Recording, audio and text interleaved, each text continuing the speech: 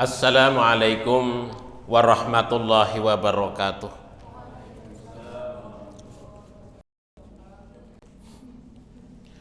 Alhamdulillah, alhamdulillahilladzi arsala rasulahu bil huda wa dinil haq liyudhhirahu 'ala ad-dini kullihi walau karihal kafirun.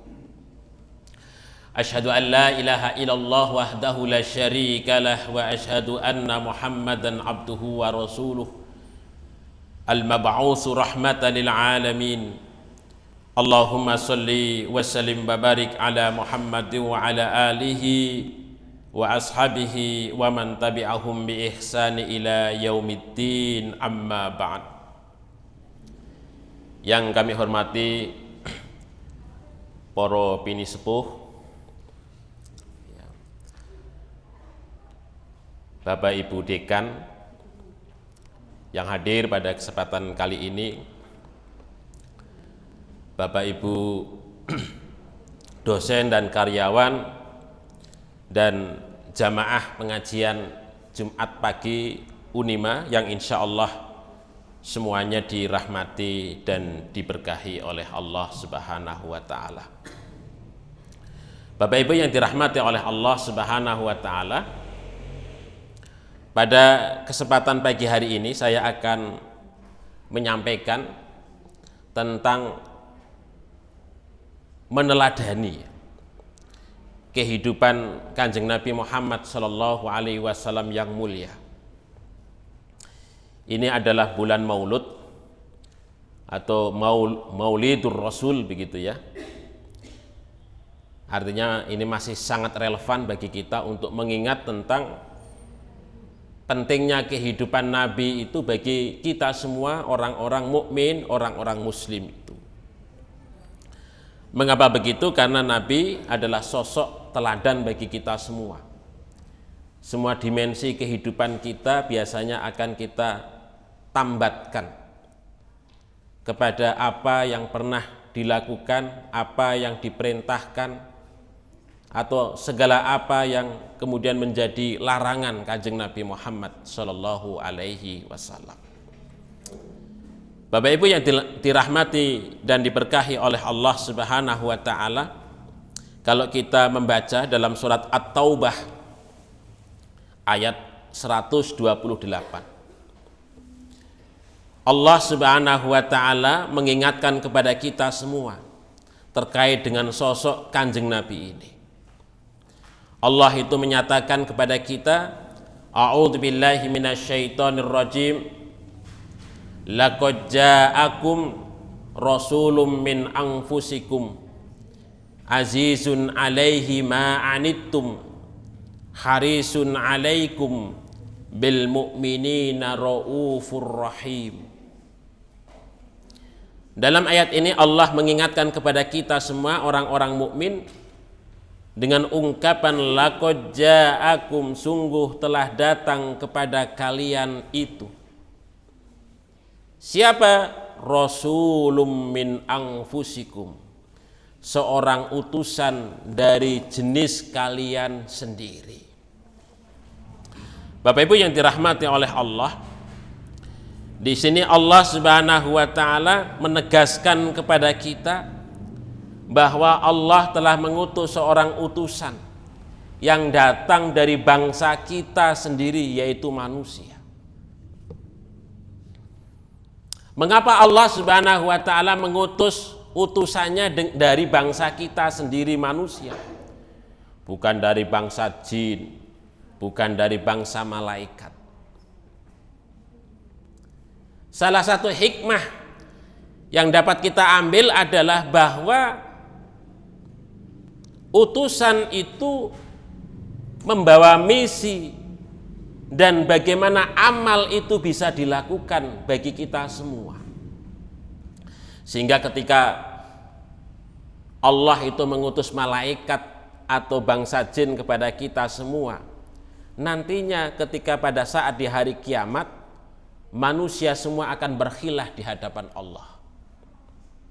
Ketika kita tidak melakukan apa-apa yang dibawa oleh seorang rasul, seorang nabi itu, maka kita akan berkhilah di hadapan Allah, berargumen di hadapan Allah. Kata Allah, wahai manusia, mengapa kalian tidak melakukan apa yang diperintahkan oleh utusanku,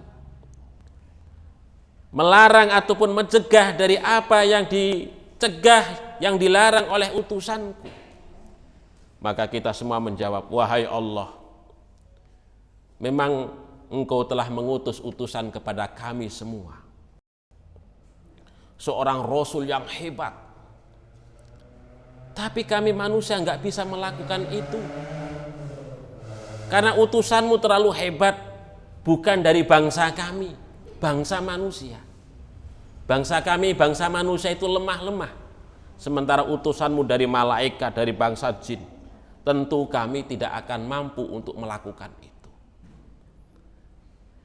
Makanya di sini Allah menegaskan utusan yang diutus kepada kita semua adalah seorang nabi dan seorang rasul, karena Nabi di samping mengajak dakwah kepada kita semua, Bapak Ibu sekalian, tetapi seorang nabi dan seorang rasul itu sekaligus menjadi teladan kita, uswah kita di dalam kita mengamalkan setiap apa yang ia perintahkan. Allah, Rasulullah melakukan itu, dan kita bisa melakukan apa yang dilakukan oleh Rasulullah. Karena apa? Karena Rasulullah dari bangsa kita. Rasulullah makan, kita makan. Rasulullah tidur, kita tidur. Rasulullah bekerja, kita bekerja. Rasulullah ke pasar, kita ke pasar. Rasulullah menikah, kita menikah. Rasulullah punya anak, kita punya anak. Rasulullah mati, kita pun juga mati. Sama. Apa yang dilakukan oleh Kanjeng Nabi semuanya sama sebagaimana yang dilakukan oleh umat manusia. Sehingga kalau kita kok sebagai manusia tidak bisa meniru apa yang dilakukan oleh Kanjeng Nabi, mencontoh terhadap apa yang dilakukan oleh Kanjeng Nabi, maka kita tidak ada khilah, tidak ada alasan di hadapan Allah Subhanahu wa ta'ala. Karena kemampuan Kanjeng Nabi sama sebagaimana yang kita miliki. Apa yang menjadi keinginan Kanjeng Nabi ya layaknya kita sebagai manusia. Yang membedakan adalah Kanjeng Nabi Muhammad itu diutus oleh Allah, diberikan satu tugas taklif oleh Allah untuk menyampaikan wahyu itu kepada kita semua. Sementara dalam kaitannya dengan pelaksanaan perintah ataupun larangan sama, Kanjeng Nabi juga sama melaksanakan perintah dan larangan itu. Bapak Ibu yang dirahmati oleh Allah Subhanahu wa ta'ala. Makanya kalau kita rujuk namanya di dalam tafsir yang ditulis oleh Imam Al-Qurtubi, Al-Jami' li Ahkamil Quran, yang mana beliau itu merujuk kepada pendapatnya Imam Az-Zujjaj. Kata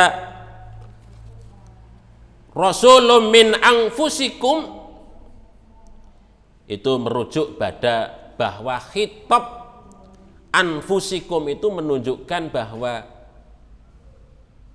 khitab daripada ayat ini yang mana Allah menegaskan tentang kedatangan seorang nabi, seorang utusan itu adalah kita sebagai bangsa manusia. Sementara kalau kita merujuk mamanya mengapa Allah menggunakan min anfusikum, kalau kita merujuk kepada pendapatnya Imam Al-Mawardi dalam tafsirnya An-Nukat wal Uyun. Ini salah satu tafsir yang cukup bagus ya. Menurut beliau cara membaca ini ada dua qiraah ya, cara membaca min anfasikum dan min anfusikum. Jadi ada dua qiraah atau dua cara membaca di dalam ayat ini. Laqad ja'akum rasulun min anfasikum au min anfusikum. Maknanya sebenarnya ya hampir berdempetan tetapi agak berbeda. Menurut beliau yang pertama, kalau ayat ini dibaca min anfasikum, makna aslinya dari kata nafis yang artinya adalah kemuliaan, berharga.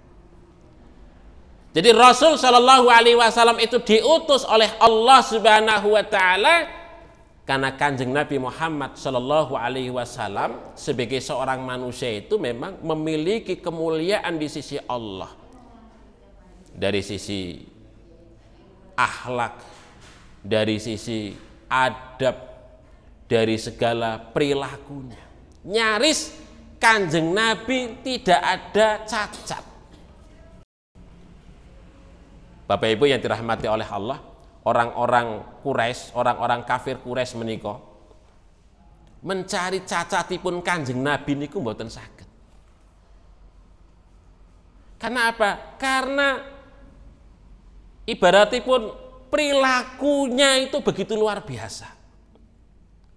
Tidak ada celah dari kehidupan Kanjeng Nabi Muhammad Shallallahu Alaihi Wasallam niku. Sehingga pantas kalau Kanjeng Nabi Muhammad Shallallahu Alaihi Wasallam menika diutus, diangkat, dipilih dening Allah Subhanahu Wa Taala karena kemuliaan perilaku beliau.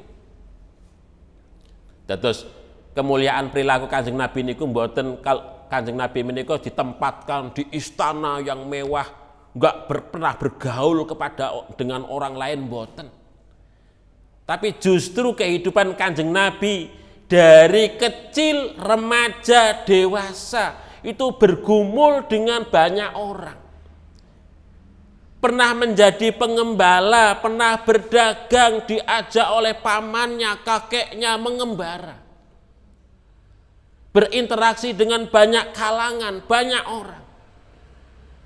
Itulah Kanjeng Nabi Muhammad Shallallahu Alaihi Wasallam seperti intan berlian di tengah kehidupan masyarakat Arab pada saat itu. Itu mulia akhlakipun, mulia adabipun.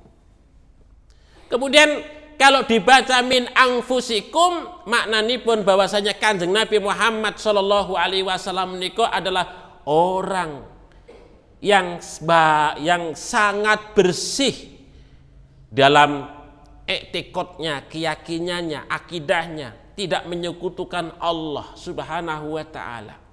Bersih di mana beliau keturunan orang yang baik, bukan hasil perzinahan. Bapak Ibu yang dirahmati oleh Allah Subhanahu wa Ta'ala. Makanya disinilah Bapak Ibu, Allah Subhanahu wa Ta'ala mengutus Kanjeng Nabi Muhammad sebagai utusan pilihan untuk kita semua, untuk kita jadikan teladan bagi kehidupan kita. Dan terus Bapak Ibu sekalian, itulah salah satu alasan mengapa kok Kanjeng Nabi menika diangkat oleh Allah baru umur 40 tahun. Karena memang ujian kehidupan Kanjeng Nabi sebelum kenabian itu memang begitu luar biasa, yang kemudian tampak kehidupan Nabi, akhlak adabipun itu begitu mulia, moncer seperti layaknya intan berlian di tengah kehidupan masyarakat Arab pada saat itu. Nah, inilah Bapak Ibu sekalian yang dirahmati oleh Allah Subhanahu wa Ta'ala. Allah menegaskan kepada kita, laqad ja'akum rasulun min anfusikum. Kemudian Bapak Ibu yang dirahmati oleh Allah, apa kemudian karakteristik yang mulia Kanjeng Nabi itu? Dalam ayat ini ditegaskan, Allah menyatakan azizun alaihi ma anittum. Aziz, berat alaihi bagi dan Nabi ma anittum, apa yang kalian rasakan. Terus Kanjeng Nabi menika adalah orang yang sangat merasakan bagaimana kehidupan umat menika. Orang yang senantiasa berpikir, orang yang senantiasa ngrantos, orang yang senantiasa napa niki merenungkan bagaimana kehidupan umat ini. Ketersesatan orang-orang Arab jahiliyah menjadi perhatian, keprihatinan Kanjeng Nabi. Kehidupan umat kita juga, orang-orang yang sudah Islam, yang sudah mukmin menika, itu juga menjadi perhatian Kanjeng Nabi. Terus Kanjeng Nabi menika mikirake kita sedaya menika itu begitu luar biasa. Terus urip bagi Kanjeng Nabi itu tidak sekedar sawang sinawang Bapak Ibu sekalian. Tidak sekedar delok, melihat, menyaksikan orang seneng, bahagia, mboten. Tetapi Kanjeng Nabi mikir bagaimana beban derita kita itu dipikirkan oleh Kanjeng Nabi Muhammad Shallallahu Alaihi Wasallam. Dan tidak sekedar dipikirkan, Kanjeng Nabi Muhammad Shallallahu Alaihi Wasallam berupaya secara vertikal kepada Allah. Berupaya secara vertikal kepada Allah. Dekat kepada Allah, mengadukan kepada Allah terkait dengan umatnya menika. Ini Bapak Ibu sekalian yang dirahmati oleh Allah Subhanahu wa taala. Makanya kalau kok kita mboten cinta kalih Kanjeng Nabi nggih kebangetan. Karena kecintaan Kanjeng Nabi menika begitu luar biasa kepada kita semua. Ada salah satu hadis ingkang diriwayatkan dening Abdullah bin Umar bin Amr bin As radhiyallahu anhuma. Diceritakan dalam hadis ini, anan nabiyya, sesungguhnya Kanjeng Nabi Muhammad sallallahu alaihi wasallam tala qaulallahi fi Ibrahim. Suatu ketika Kanjeng Nabi Muhammad menika ngaos firman Allah terkait Kanjeng Nabi Ibrahim. Menika dalam surat Ibrahim ayat 36. Kanjeng Nabi Ibrahim niko terkait dengan umatnya, perhatian dengan umatnya ngeten niki. Ngendika maring Gusti Allah, Rabbi innahunna adlalna katsiran minan nas. Duh Gusti, duh Allah, sesungguhnya berhala-berhala itu, setan-setan itu, orang-orang kafir itu telah menyesatkan banyak katsiran minan nas dari manusia ini. Faman tabi'ani, barang siapa di antara mereka di kalangan manusia itu mengikutiku wahai Allah, fa innahu minni, maka sesungguhnya mereka itu termasuk golonganku, termasuk umatku. Niku Kanjeng Nabi Ibrahim masarake umatnya ngoten niku maring Gusti Allah. Banyak manusia, banyak kalangan di kalangan umat manusia menika tersesat jauh dari Allah. Tapi yang ikut ajaranipun Kanjeng Nabi Ibrahim diaku oleh Kanjeng Nabi Ibrahim sebagai umatnya, dan itu termasuk orang yang selamat.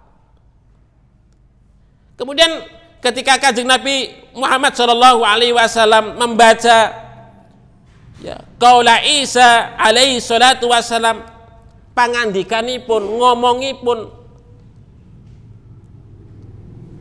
Nabi Isa alaihi salam maring Gusti Allah Subhanahu wa taala ngaten niki terkait umatipun, in tu'adzibuhum fa innahum ibaduk. Duh Gusti Allah, sekiranya engkau mau mengazab mereka semua, fa innahum ibaduk, sesungguhnya umat itu adalah hambamu semua. Fa in takfir lakum, sekiranya engkau wahai Allah memberikan ampunan lahum untuk mereka semua, fa innahum antal azizul hakim, fa innaka antal azizul hakim, maka sesungguhnya engkau adalah zat yang maha perkasa lagi maha bijaksana. Niku pangandikanipun ya Nabi Isa alaihissalam terkait umatipun ketika dia ngomong maring Gusti Allah.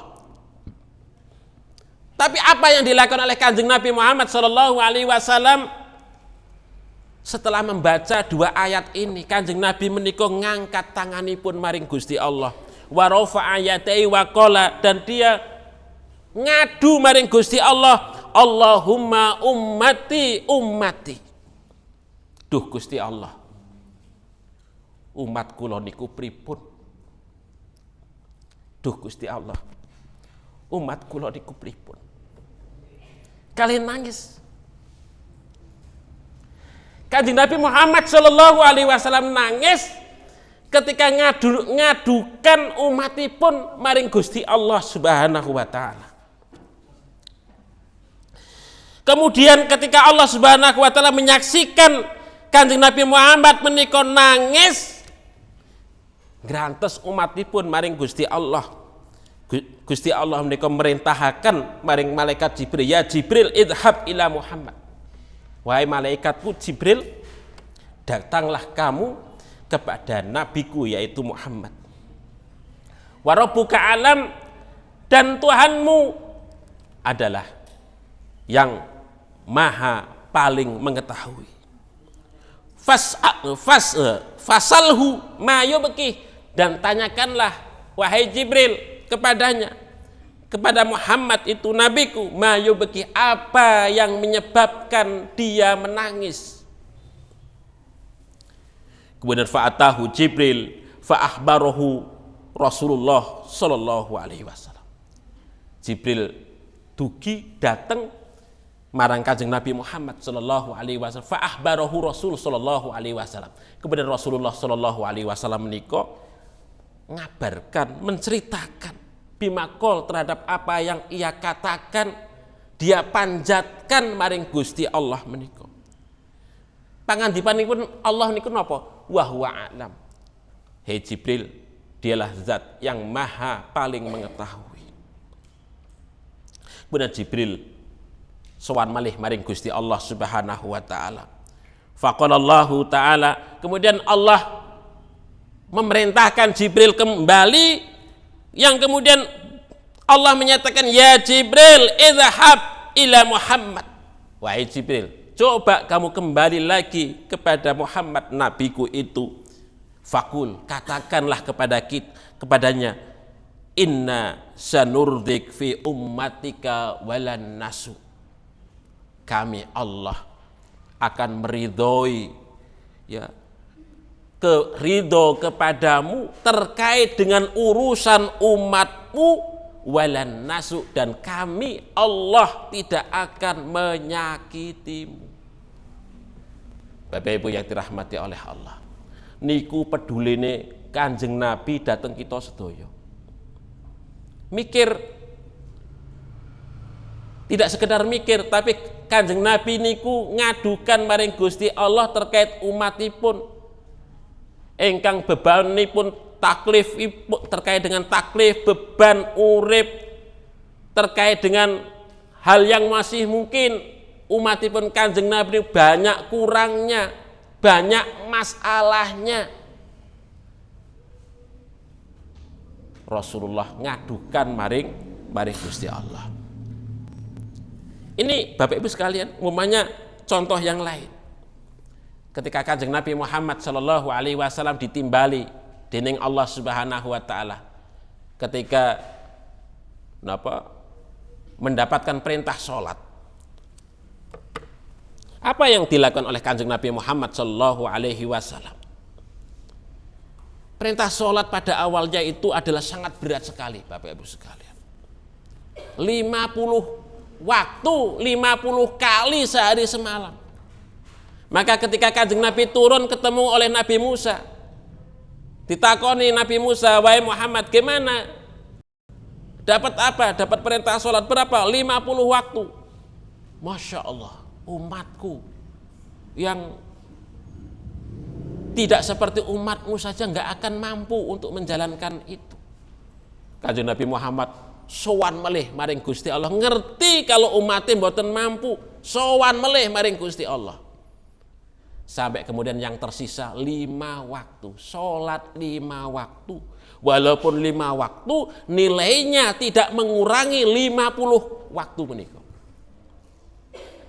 Niku karena apa? Karena Kanjeng Nabi Muhammad cinta datang kita sedaya mikirake terkait dengan kemampuan kita semua.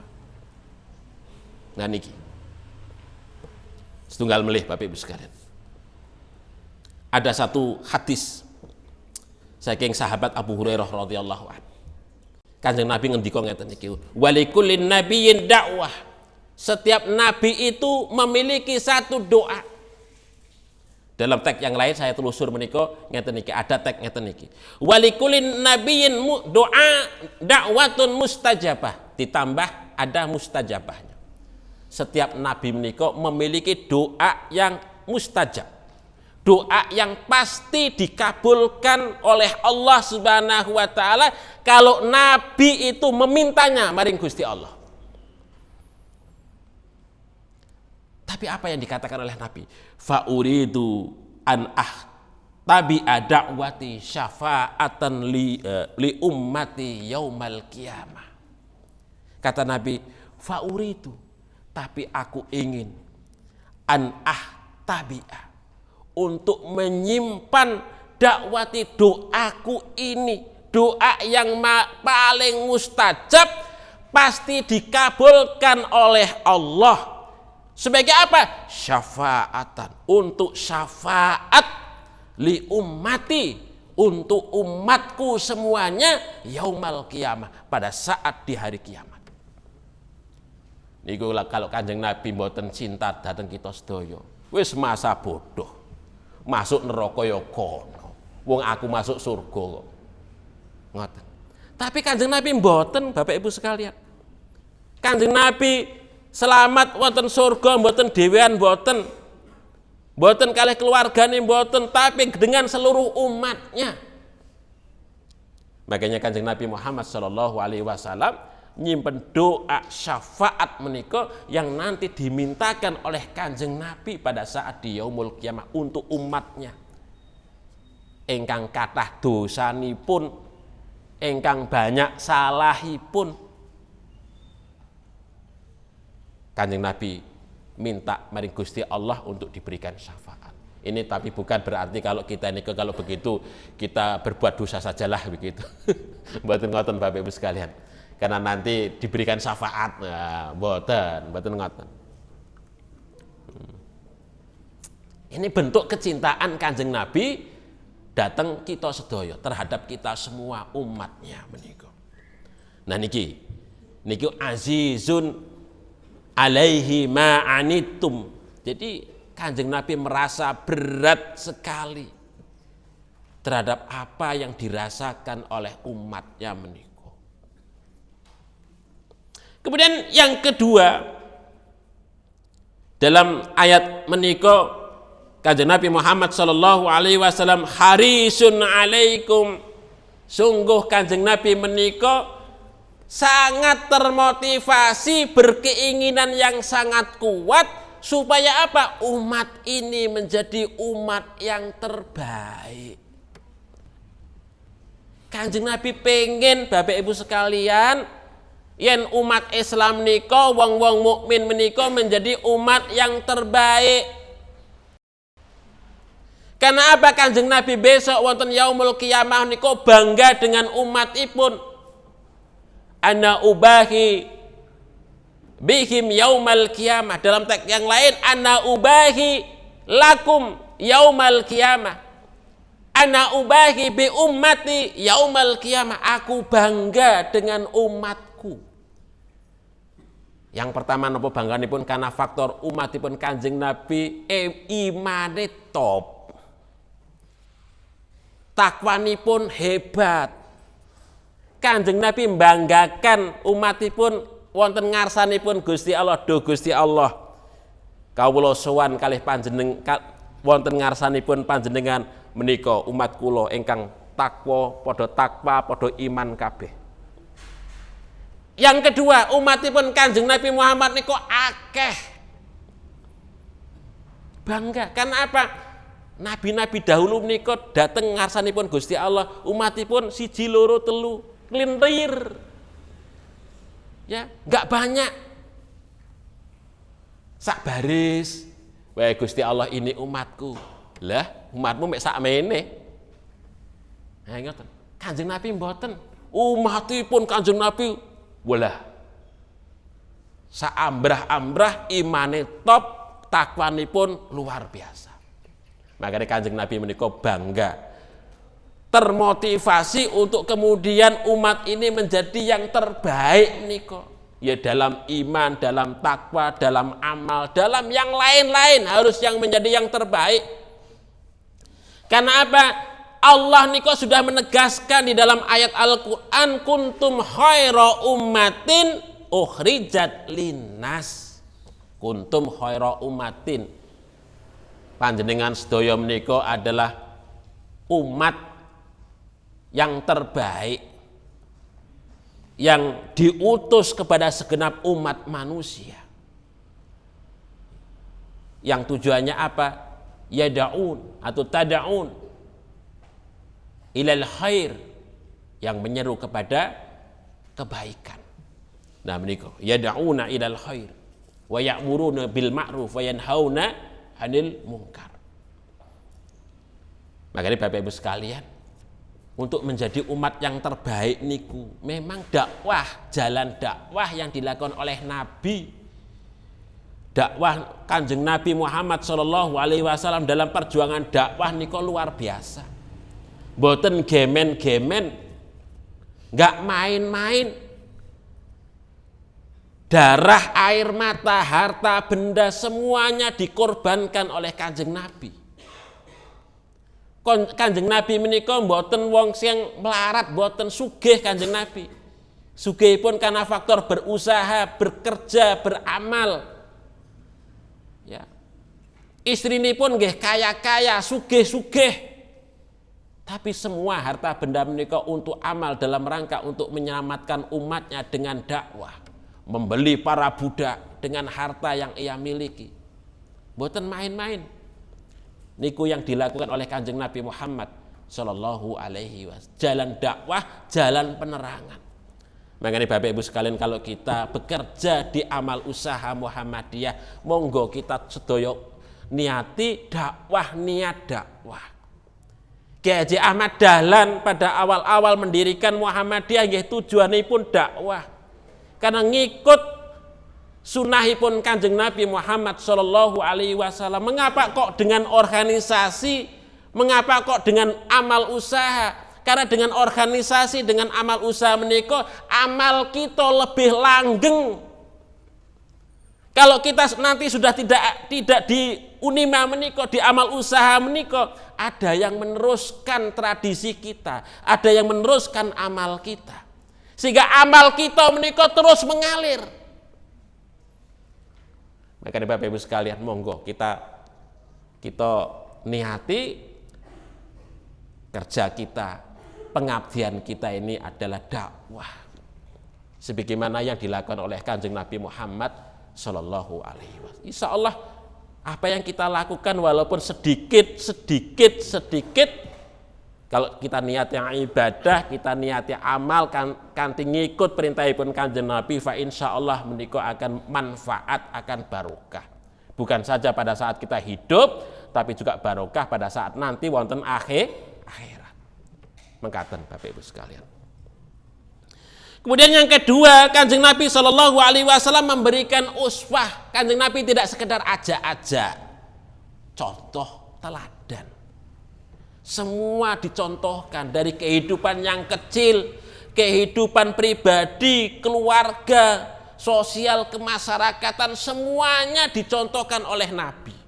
Bahkan dalam konteks kehidupan politik kenegaraan, Kanjeng Nabi pun memberikan contoh teladan ingkang sae.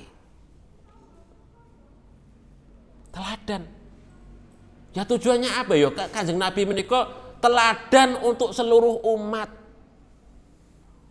Bukan sekedar teladan untuk pejabat elit saja mboten, bukan sekedar teladan untuk para pedagang saja, tidak. Teladan untuk kita semua. Karena semuanya Kanjeng Nabi mencontohkan. Hal-hal yang kecil sampai hal-hal yang berdampak luar biasa bagi kehidupan sosial kemasyarakatan. Persoalan akidah, ibadah, muamalah dunyawiyah, akhlak lengkap Bapak Ibu sekalian. Nah niki monggo. Nah, Kanjeng Nabi Muhammad Shallallahu Alaihi Wasallam kita jadikan betul-betul sebagai seorang figur bagi kita semua, teladan bagi kita semua. Fa insya Allah kalau kita berkiblat senantiasa delok sosok Kanjeng Nabi Muhammad Shallallahu Alaihi Wasallam, insya Allah urip kita nggih semangat Bapak Ibu sekalian. Insya Allah semangat. Wong Kanjeng Nabi menika sudah pasti dijamin masuk surga. Masih berpayah-payah. berpayah-payah untuk apa? Dangu ngajak umatipun. Ini kan teladan bagi kita semua. Ya. Nah niki Bapak Ibu sekalian yang dirahmati oleh Allah Subhanahu wa taala. Terus keteladanan Kanjeng Nabi Muhammad sallallahu alaihi wasallam menika begitu luar biasa. Bahkan ngeten Bapak Ibu sekalian. Pada suatu ketika niki pada saat perang Khandaq. Pada saat perang Khandaq. Niku Kanjeng Nabi Muhammad sallallahu alaihi wasallam pada saat perang Khandaq niko itu kan menunjuk sahabatipun yang namanya Salman Al-Farisi untuk menjadi komandan bagaimana menggali parit meniko.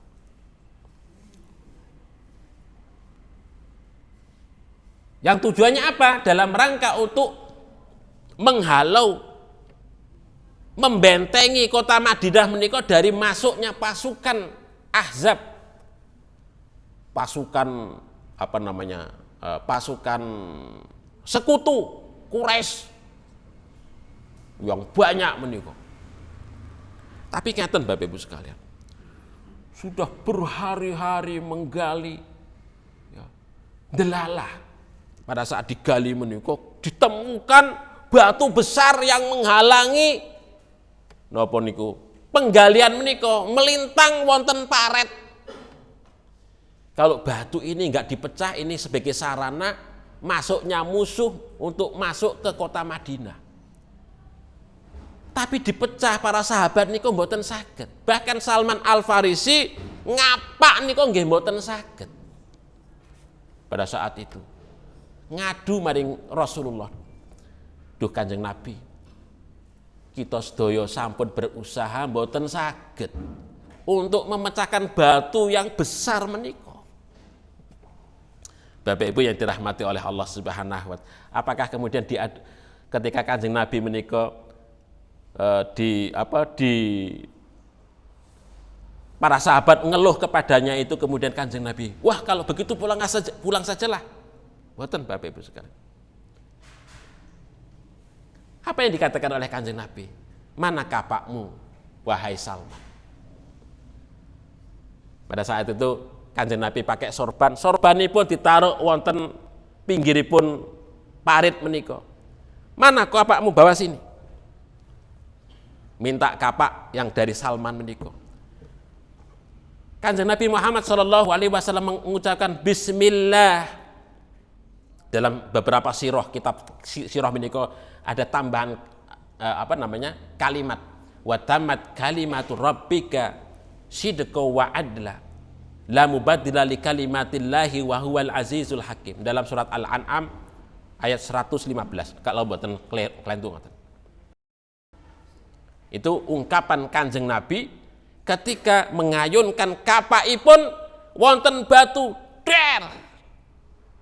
Sepertiga batu menika remuk kalih ayunan kapakipun Kanjeng Nabi. Kemudian Kanjeng Nabi mengucapkan Allahu Akbar dengan lirihnya.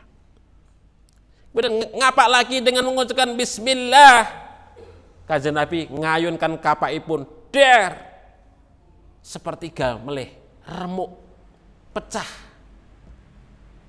Kemudian sampai yang ketiga kemudian sama. Kemudian sahabat Salman, para sahabat menika nggumun.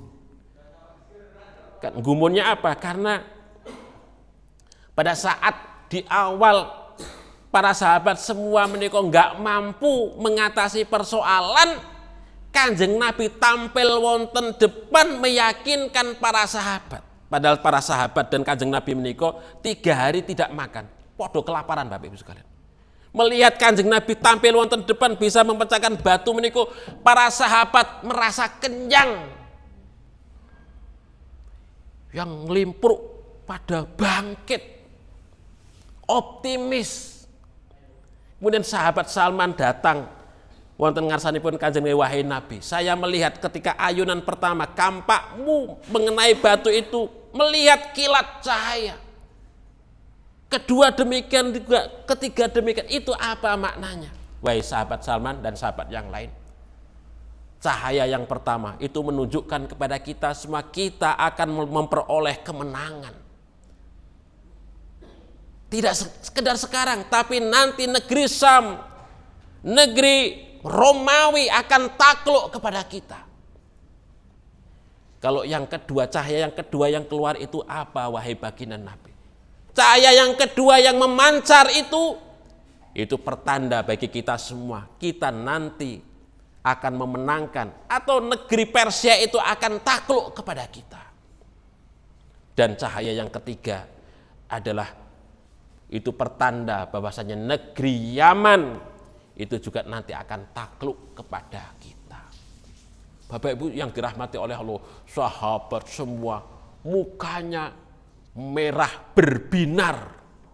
Pada awalnya pucat, lesu, kelaparan, berbinar semangat. Karena apa? Nabi SAW tampil ke depan memberikan optimisme kepada pengikutnya, optimisme kepada umatnya yang sedang galau, yang sedang menghadapi masalah tersebut. Niki teladan Bapak Ibu sekalian, Kanjeng Nabi Muhammad SAW yang begitu luar biasa, memberikan rasa optimis terhadap persoalan yang sedang dihadapi menika. Bahkan tidak sekedar saat itu kemenangan itu diperoleh pada saat perang Khandaq itu, tetapi nanti akan terjadi kemenangan-kemenangan yang lebih besar lagi yang akan didapatkan oleh kaum muslimin. Dan betul Bapak Ibu sekalian, beberapa tahun kemudian ya Syam dapat ditaklukkan, Persia dapat ditaklukkan, Yaman dapat ditaklukkan, dan seterusnya itu. Ramalan Kanjeng Nabi benar. Kenapa? Karena watamat kalimatu rabbika sidqa wa adla. Yang mana kalimat Allah, firman Allah itu telah sempurna, dan kesempurnaan itu pasti benar dan pasti adil. Keadilan itu akan berpihak kepada orang-orang yang beriman. Kemenangan itu akan berpihak kepada orang-orang yang yakin kepada Allah. Itulah Bapak Ibu sekalian visi yang begitu luar biasa yang dimiliki oleh Kanjeng Nabi dalam melihat setiap persoalan yang sedang dihadapi menika. Makanya Bapak Ibu sekalian, kalau saat ini mamanya Unima kok mahasiswanipun sedang turun ngaten, kita semua harus optimis. Tidak galau dengan pikiran kita masing-masing. Kalau galau kita nggak semangat semua. Tapi harus optimis. Insya Allah mungkin setahun, 2 tahun, 3 tahun, 4 tahun, atau 5 tahun yang akan datang, Unima akan membesar dan membesar lagi. Insya Allah kita optimis. Apalagi kok persoalan ini disengkuyung bersama oleh orang banyak. Insya Allah kalau kita bersatu bersama-sama, insya Allah Unima kita juga nanti akan besar dengan optimisme yang begitu. Bapak Ibu yang dirahmati oleh Allah Subhanahu wa taala. Ini apa? Yang kedua. Kemudian yang terakhir, yang ketiga adalah raufur bil mu'minina raufur rahim. Terus Kanjeng Nabi Muhammad sallallahu alaihi wasallam niku rauf, memiliki sifat kasih sayang yang begitu luar biasa kepada orang-orang mukmin. Bahkan kasih sayang Kanjeng Nabi itu tidak sekedar kepada orang-orang mukmin, melebar kepada orang-orang yang non mukmin, orang kafir pun Kanjeng Nabi juga berbelas kasih, berkasih sayang. Kalau kita membaca sirah nabawiyah Bapak Ibu sekalian, ketika Kanjeng Nabi Muhammad SAW menika pada saat dakwah wonten Mekah menika tidak ada pintu lagi bagi Kanjeng Nabi, semuanya tertutup. Nabi enggak iso berdakwah Bapak Ibu sekalian wonten Mekah. Kanjeng Nabi masih tetap pengen berdakwah. Caranipun pripun? Kanjeng Nabi Muhammad SAW keluar saking kota Mekah. Mana daerah yang dituju? Daerah ke arah selatan, yaitu kota Taif. Ini daerah agak pegunungan, Taif, dengan harapan bahwa orang-orang Taif itu adalah orang-orang baik yang pasti akan menerima Kanjeng Nabi Muhammad SAW untuk dakwah ke sana. Ternyata prediksi Kanjeng Nabi berbeda 180 derajat, Bapak Ibu sekalian. Sampai ke kota Taif diterima 1 orang 2 orang. Ketika Kanjeng Nabi menikah mau dakwah menuju ke satu pintu ke pintu yang lain. Kalau Kanjeng Nabi mau datang ke rumah seseorang ini, langsung pintunya langsung ditutup jegret. Mau masuk ke rumah yang lain, pintunya langsung ditutup jegret. Bahkan ketika sudah 1 minggu wonten daerah Taif menika, Kanjeng Nabi Muhammad SAW diusir kalih orang-orang Taif. Bukan sekedar usir kalih omongan, "Hei Muhammad, pergio dari Taif." Boten, dibandemi waktu. Sampai Kanjeng Nabi menika lari bersembunyi di sebuah kebun napa niku? Anggur. Sukunipun Kanjeng Nabi menika sampai berdarah-darah. Kanjeng Nabi menika nangis. Nangis bukan apa-apa, nangis mengapa umatku kok begini.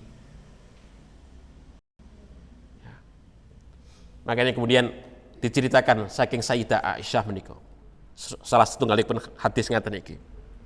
Pada saat Kanjeng Nabi pulang saking Taif menuju Mekah menika ngaten iki. Farafa'tu ra'si faedaan Nabi sahabatin. Pada saat aku galau pada saat itu, kemudian tiba-tiba aku menengadahkan kepalaku ke langit. Kok ada awan yang menaungiku. Gak kroso kalau Kanjeng Nabi pada saat perjalanan menika pulang dari Taif ke Mekah menika dinaungi oleh awan. Boten kraos Kanjeng Nabi. Qad adolatni, di mana awan itu menaungiku, fanadhartu, kemudian aku melihat fa idza fiha Jibril. Oh, ternyata di awan itu ada malaikat Jibril. Fanadani, kemudian malaikat Jibril itu berseru kepadaku. Faqala, kemudian Jibril itu berkata kepada Nabi, "Innallaha qad sami'a qaula qaumik." Hei Nabi, wahai Muhammad, sesungguhnya Allah telah mendengar bagaimana perkataan kaummu itu kepadamu. Ejekan, hinaan, caci maki didengar oleh Allah, disampaikan oleh Jibril kepada Kanjeng Nabi. Wa maraddu alaika, dan apa yang mereka lakukan di mana mereka itu mengusirmu dari kampung mereka itu. Wa qad ba'atha ilaika malakul jibal. Hei Nabi, telah mengutus kepadamu yaitu malakal jibal, malaikat penjaga gunung. Litakmurahu bima syi'ta, supaya kamu memerintahkan kepada malaikat penjaga gunung itu terhadap apa yang kau kendaki terhadap kaummu itu. Kaum yang zalim itu, kaum yang telah mengusirmu itu, kaum yang telah mencacimu itu. Fanadani malakul jibal, kemudian malaikat jibal itu memanggilku, fasallama alayya, kemudian malaikat gunung itu memberikan salam kepadaku. Sumaqala ya Muhammad, kemudian berkata, wahai Muhammad, wahai Nabi, in syi'ta an utbiqa alaikimul aksabain. Hei Nabi, apakah engkau menghendaki sekiranya aku menimpakan kepada mereka itu 2 sisi gunung untuk mereka? Itu malaikat penjaga gunung ngomong kali Kanjeng Nabi Mekah. Tapi apa yang dikatakan oleh Kanjeng Nabi? Faqala Nabi sallallahu alaihi wasallam, bal arju ayyukhrijallahu min aslabihim may ya'budullah wahdah la yusriku bihi syai'an. Hei malaikat gunung, penjaga gunung, bahkan aku memohon, meminta kepada Allah supaya Allah mengeluarkan dari anak keturunan orang-orang Taif itu yang mereka itu telah menghinaku, menganiayaku, mengejar-ngejarku itu orang-orang generasi yang menyembah kepada Allah. Aku tidak ingin, walaupun mereka itu telah mencelakaiku, aku tidak ingin mereka itu celaka. Biarkanlah mereka. Nanti Allah akan mengeluarkan dari mereka itu generasi-generasi yang tidak menyekutukan Allah, menyembah kepada Allah Subhanahu wa taala. Ini Bapak Ibu sekalian, ini Kanjeng Nabi disakiti oleh orang-orang kafir, tapi sikap Nabi masih tetap lunak. Nah, kita pripun Bapak Ibu sekalian? Pripun? Kita disakiti titik eleh ngomel nggih akeh, diomel sithik, omelane kita lebih banyak lagi Bapak Ibu sekalian. Nah begitu. Naudzubillah. Naudzubillah. Ya, mudah-mudahan kita dijaga lisan kita, perbuatan kita dari orang-orang yang zalim terhadap kita menika. Ya, kita tetap bisa berlaku adil kepada orang-orang yang mungkin tidak baik kepada kita. Nah begitu. Ya, kalau bisa kita dijauhkan dari perbuatan-perbuatan zalim orang-orang yang berbuat zalim. Niku yang dilakukan oleh Kanjeng Nabi begitu luar biasanya.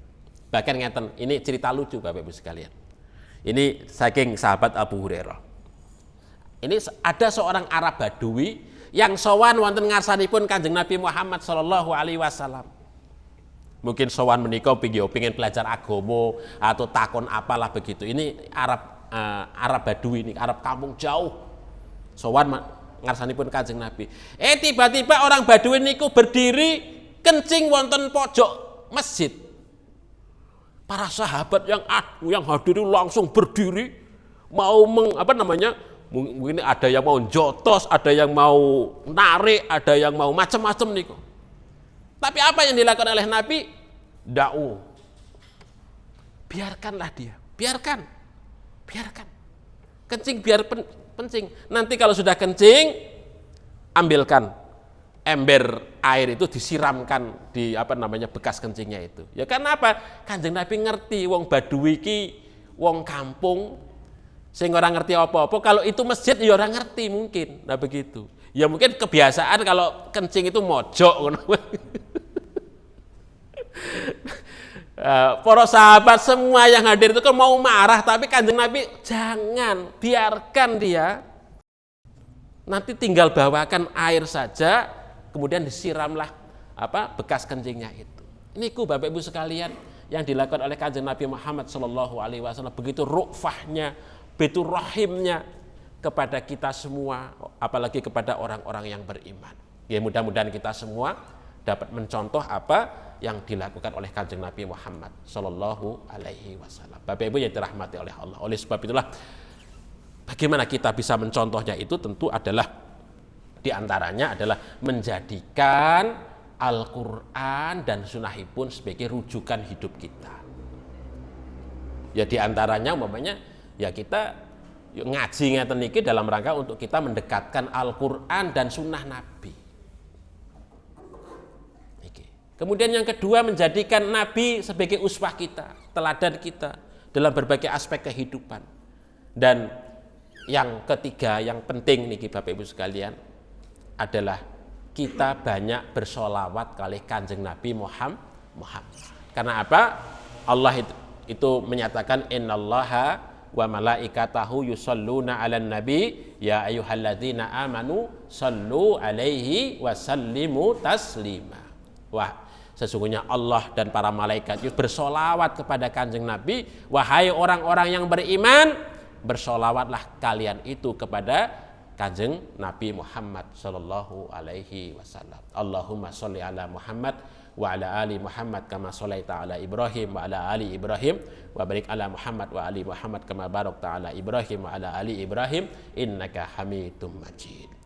Mungkin begitu Bapak Ibu sekalian yang saya sampaikan. Ada kekhilafan, mohon maaf ya, mudah-mudahan kita semua sebagai umatipun Kanjeng Nabi Muhammad sallallahu alaihi wasallam terus mengingat kecintaan Kanjeng Nabi datang kita sedaya, dan kita memiliki ghirah untuk terus mengikuti bagaimana sunnah-sunnahipun Kanjeng Nabi Muhammad sallallahu alaihi wasallam. Kita bisa beramal meneladani di dalam kehidupan kita itu yang didasarkan kepada sunnahipun Kanjeng Nabi Muhammad Shallallahu Alaihi Wasallam.